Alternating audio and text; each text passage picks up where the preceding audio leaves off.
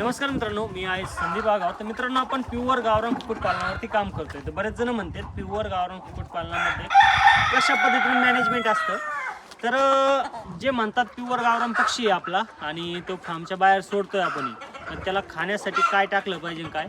तर खाण्यासाठी कसं असतं की त्याच्यामध्ये नियोजन असतं. एक तुम्ही हॉटेल वेस्टेज टाका, भाजीपाला वेस्टेज टाका, त्याच्यानंतर आजोला, हायड्रोपोनिक, शेणखत हे सगळं टाका.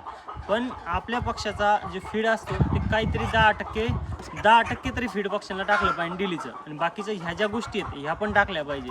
जर आपला गावरान पक्षी बनवायचा आहे आणि त्याला जर आपल्याला व्यवस्थित असं जर रेट पाहिजे असेल तर त्याला पिवळसरपणा आलेला पाहिजे चरबीला आतून. तर त्यासाठी लागतात 6 महिने. 6 महिन्यामध्ये तो पक्षी, आता समजा हा पक्षी आता गावरान पक्षी आपल्याला, तर याच्यामध्ये भरपूर साऱ्या गोष्टी असतात.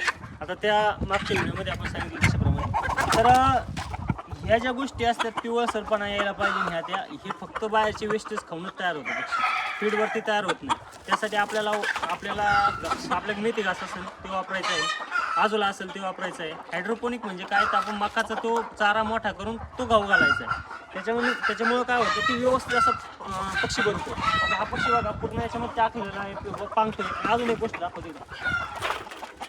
आता जे म्हणतात गावरान पक्षी नाही का अशा पद्धतीने उकळीत बसला पाहिजे.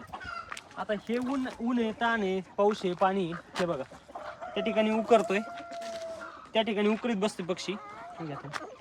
तर अशा पद्धतीने उकारलं पाहिजे किंवा असं काय नसतंय. फक्त काय आहे की जे म्हणतात गावरान पक्षी आहे, गावरान पक्षी पूर्ण फार्ममध्ये राहिला काय, बाहेर उन्हामध्ये राहिल्यानंतर त्यांना काय प्रॉब्लेम येऊ शकतो का पावसामध्ये, काहीच नसतं. गावरान पक्षी हा गावरानच असतो. त्याला सगळं क्लायमेट त्याच्या शरीराला पचतं, त्याला काही हे नसतं. फक्त प्युअर गावरान कोणाला करायचं असेल तर मग आपल्याला कमेंट करा किंवा आपण इथून पाठीमागं पण माहिती सांगितली, इथून पुढे पण सांगणार आहे. मला काही अडचण असेल तर कमेंट करा आणि तुम्ही अशा पद्धतीने बिझनेस करू शकता. धन्यवाद.